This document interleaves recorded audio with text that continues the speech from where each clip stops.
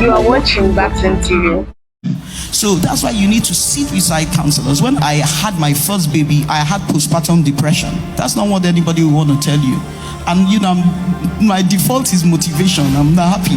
So I didn't understand why I was looking at my baby and I was not happy. Yeah. And I don't know how to explain to you that I was not happy. And I told my husband will say, God is in control. One day I told him, God is not in control. That's when he looked at me again. And thankfully at that time I wasn't working, but he had a good job that they had EAP, Employee Assistance Program. And he had the presence of mind to say, do you want to talk to somebody? I took that opportunity. He fixed a session thanks to his company with a therapist. And I went I still remember her name because it wasn't Caroline, it was Haroline.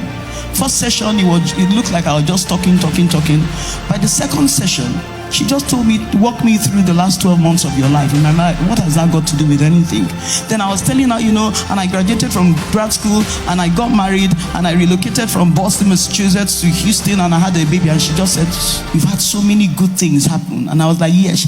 She said, do you know, even good things happening in quick succession can trigger depression? What? She said, because even though there are good things, there are too many changes happening.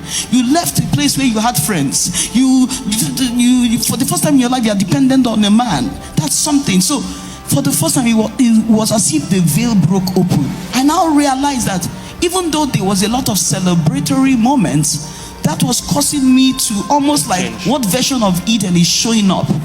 Do not neglect professional wisdom.